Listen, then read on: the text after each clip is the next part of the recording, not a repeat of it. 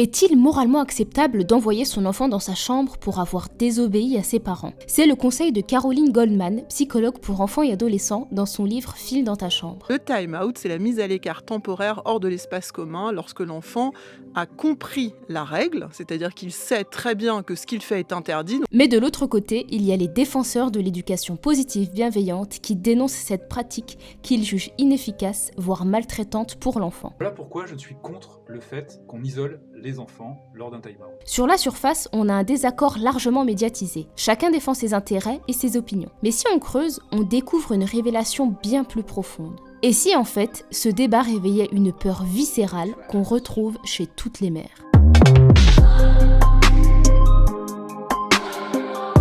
Le time-out a en fait toujours existé. À la maison, beaucoup de parents l'utilisent et tu l'as sûrement déjà vécu à l'école avec la mise au coin ou la fameuse chaise qui fait réfléchir. Mais l'objectif est toujours la mise à l'écart de l'enfant, hors de l'espace commun, suite à un comportement inadapté malgré de nombreux rappels. Alors qu'est-ce qui s'est passé pour qu'aujourd'hui, la sortie d'un simple livre déchaîne des débats sanglants partout sur les réseaux? Éloigner l'enfant qui pose problème. Éloigner l'enfant, non, vous vous rendez compte de ce que vous dites?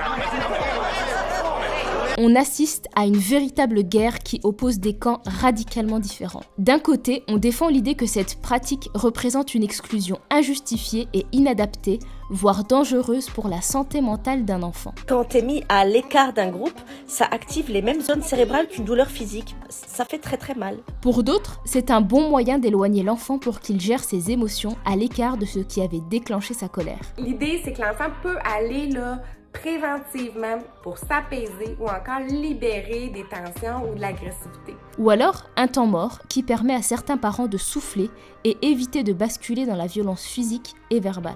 Bon, envoyer l'enfant dans sa chambre, c'est lui dire écoute, toi le côté là, c'est plus possible de la vie avec toi, donc va te calmer. Et chacun des camps affirme que la science est de son côté. Alors c'est plutôt la représentation qu'ont les parents du time-out qui conditionne leur réaction dans cette polémique. Mais au final, qu'est-ce qui vient influencer cette représentation ?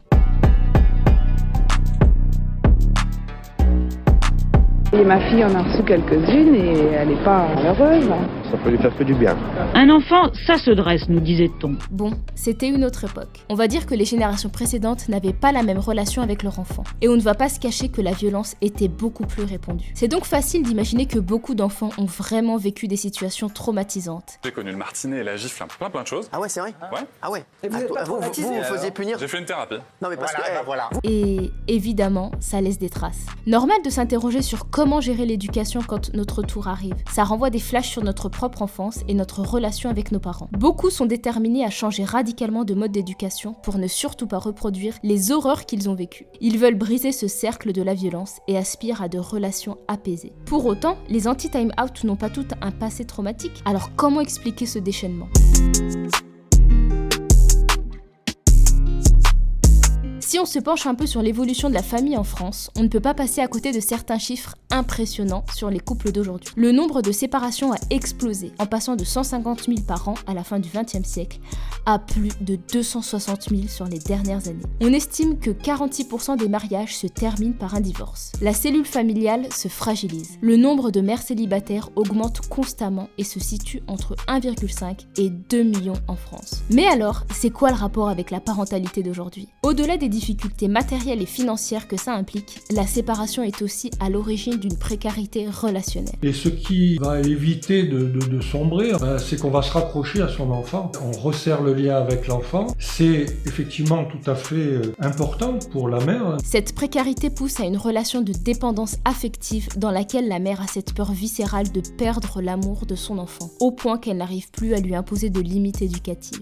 Mais parviendra-t-elle à rattraper le temps perdu et faire preuve enfin d'autorité auprès de sa fille? J'ai aucune autorité sur ma fille de 3 ans, elle me mène par le bout du nez, je lui cède tout car j'ai peur qu'elle ne m'aime plus. Et si doucement, de l'éducation, on n'était pas en train de glisser vers la séduction.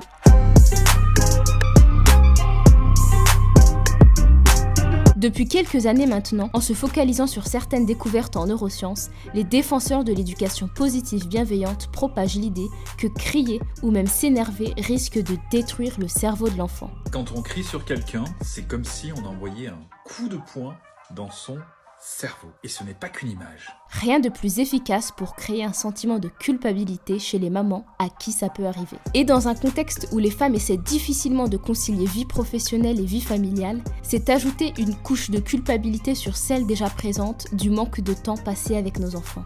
Pourtant, ce n'est pas si simple.